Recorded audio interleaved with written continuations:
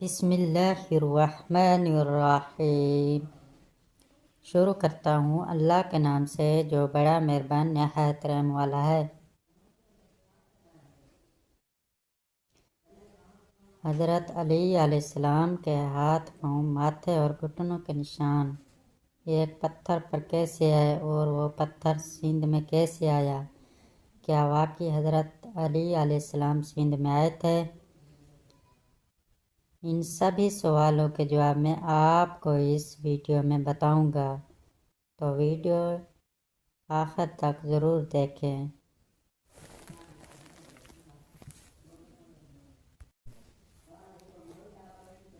حیدرآباد ایک تنگ راستہ جو تاریخی قدم گاہ مولا علی علیہ السلام کی طرف جاتا ہے۔ اسٹیشن روڈ کے قریب یہ شہر قدیم ترین تجارتی علاقوں میں سے ایک مذہبی ہم آہنگی کی علامت کے طور پر دیکھا جاتا ہے۔ محرم کے 10 دنوں کے دوران حکام کی توجہ کا مرکز رہتا ہے، جب مرد، خواتین، بچے اور بزرگ شایع یا غیر شایع یکساں اس جگہ پر جمع ہوتے ہیں۔ قدم گاہ اس وقت بھی امن کا گھر رہا جب حیدرآباد نسلی فسادات سے دوچار تھا۔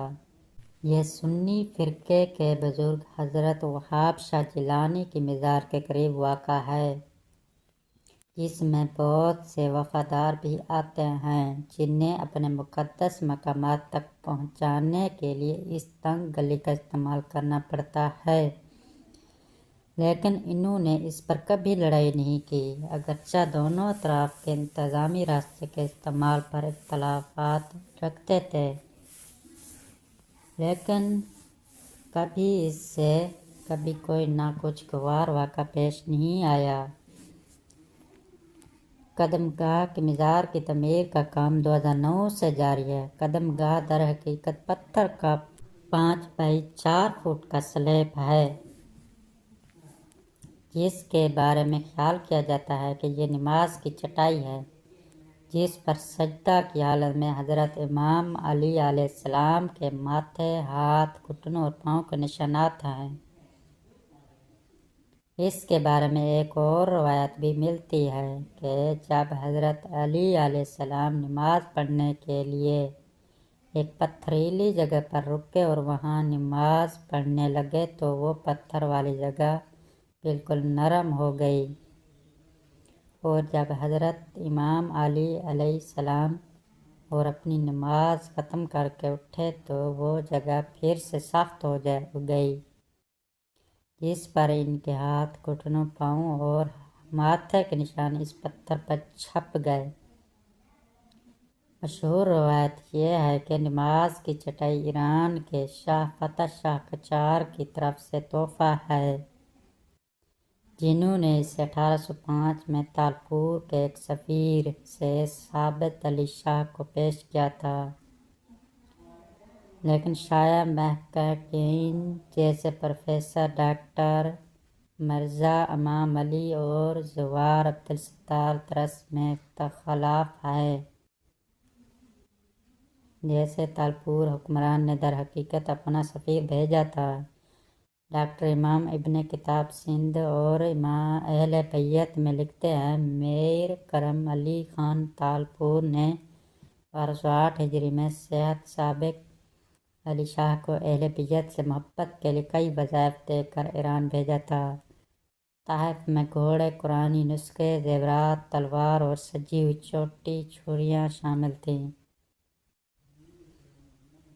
ان ہدیات کے بدلے میں کتابیں کہتی ہیں کہ شاہ ایران نے انہیں وہ نماز کی چٹائی پیش کی جس پر حضرت علی رضی اللہ عنہ کے نقوش تھے، لیکن درس کا استدلال ہے کہ میر غلام علی تالپور میں سابق علی شاہ کو بھیجا تھا۔ در حقیقت ثابت نے جس دور میں ایران کا سفر کیا وہ دور تھا جب میر غلام علی نے سندھ پر حکومت کی تھی، درست دیتے ہیں وہ جگہ جہاں نماز کی چٹائی مومنین کی زیارت کے لیے محفوظ کی گئی وہ اس کی تیسری آرام گاہ ہے۔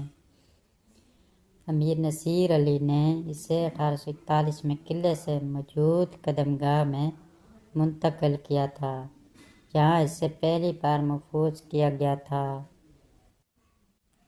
کاظم واجد مرزا جنہوں نے قدم گاہ کے جنرل سیکرٹری کے طور پر 1 سال 1994 سے 2005 11 سال 1994 سے 2005 تک خدمات انجام دیے، کہا کہ قدم گاہ کے بارے میں مشہور کہانیوں کی تاریخی طور پر تصدیق کی ضرورت ہے۔ وہ درست ڈاکٹر امام سے اختلافات کرتے ہیں کہ سابق علی شاہ نماز کی چٹائی لائے تھے۔ سابق علی شاہ نے اپنا سفر نامہ ایران لکھا اور اس میں کہیں نہیں لکھا کہ یہ آثار وہی لائے تھے۔ حالانکہ انہوں نے اپنے سفر کے بہت سے معمولی تفصیلات بھی بتا دیے تھے۔ وہ اپنے سفر کے انتہائی عمد کے اس پہلو سے کیسے محروم رہ سکتا ہے؟ اور عظیم دانشور مرزا خلیج بیگ افسوس کرتے ہیں کہ پکے قلعے کے اندر قدم گاہ کی پہلی آرام گاہ محفوظ نہیں تھی۔ قلعے سے منتقلی کے دوران نماز کی چٹائی کو بھی نقصان پہنچا۔ وہ کمرہ جہاں ٹالپور نے رکھا تھا اسے محفوظ کیا جانا چاہیے تھا۔ قدم گاہ کو اب تیسری آرام گاہ میں منتقل کر دیا گیا ہے جو ابھی زیر تعمیر ہے۔ ڈاکٹر امام علی اس بات سے اتفاق کرتے ہیں کہ نماز کی چٹائی سب سے پہلے ٹالپور نے موجود حیدرآباد کے پکے قلعے کے ایک کمرے میں رکھی تھی۔ جب اسے ایران سے لایا گیا تھا ٹالپور قدم گاہ کو خراج عقیدت پیش کرتے تھے اور اسے عوام کے لیے نہیں کھولا جاتا تھا، لیکن اسے 1841 میں موجودہ قدم گاہ کے علاقے میں منتقل کر دیا گیا تھا تاکہ عقیدت مندوں کو خراج تحسین پیش کرنے کے قابل بنایا جا سکے۔ 1843 میں انگریزوں کے ہاتھوں ٹالپور کو شکست دینے اور جلا وطن ہونے کے بعد ان کے نوکروں نے قدم گاہ کی دیکھ بھال کی ذمہ داری سنبھالی۔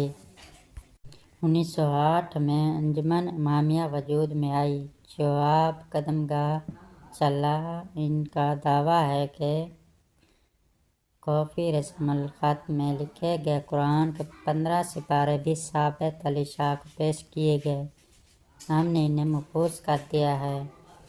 باقی 15 امام علی رضی اللہ عنہ کے مقبرے میں رکھے گئے ہیں۔ موجودہ قدم گاہ کا سنگ بنیاد 1993 میں رکھا گیا تھا۔ اس کا ڈیزائن نجف اشرف میں حضرت علی علیہ السلام کے مزار سے مشابہ ہے۔ اس کا زیادہ تر کام مکمل ہو چکا ہے۔ احاطہ شدہ علاقہ 3134 مربع گز پر پھیلا ہوا ہے جس میں دکانیں، ہسپتال، صحن وغیرہ شامل ہیں۔ ہم قدم گاہ کو نجف سندھ سمجھتے ہیں۔ درس نے نجف سندھ کے عنوان سے اپنی کتاب دکھائی اور کہا قدم گاہ کا گنبد اپنے دائیں اور بائیں میناروں کے ساتھ مکمل ہو چکا ہے۔ گنبد کا فینسی کام اس وقت تک کیا جانا ہے جب اس کا تعمیراتی کام مکمل ہو چکا ہوگا۔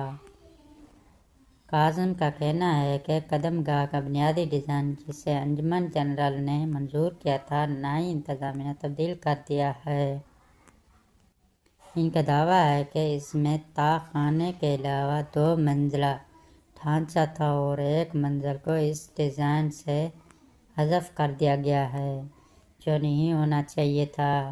انجمن حیدری جسے 1948 میں ہندوستان سے ڈاکٹر منظور مہدی نے قائم کیا تھا، قدم گاہ مولا علی علیہ السلام کے انتظام کے ساتھ کام کرتا ہے۔ اس کے پاس قدم گاہ کے اندر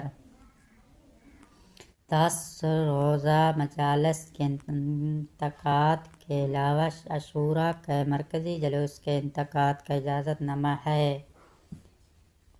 انجمن امامیہ نے یوم علی کا جلوس کربلا دادن شاہ سے قدم گاہ تک نکالا۔ کاظم کا کہنا ہے کہ قدم گاہ کے احاطے میں ان کے زمانے میں 3 گھوڑے ذوالجناح بھی دفن تھے۔ 2 کی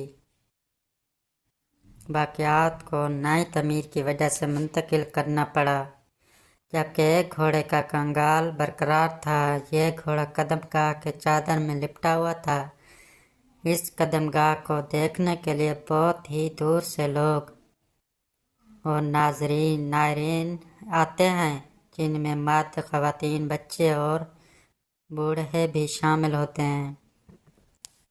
امید ہے کہ اس قدم گاہ کے بارے میں مکمل معلومات آپ کو اس ویڈیو میں ملی ہوگی، اور اگر آپ ایسے ہی تاریخی اور معلوماتی ویڈیو دیکھنا پسند کرتے ہیں تو ہمارے چینل کو سبسکرائب کریں۔ میرا یوٹیوب چینل، اور بہت ہی جلد ملاقات کرتے ہیں ایک نئی ویڈیو میں۔ خدا حافظ۔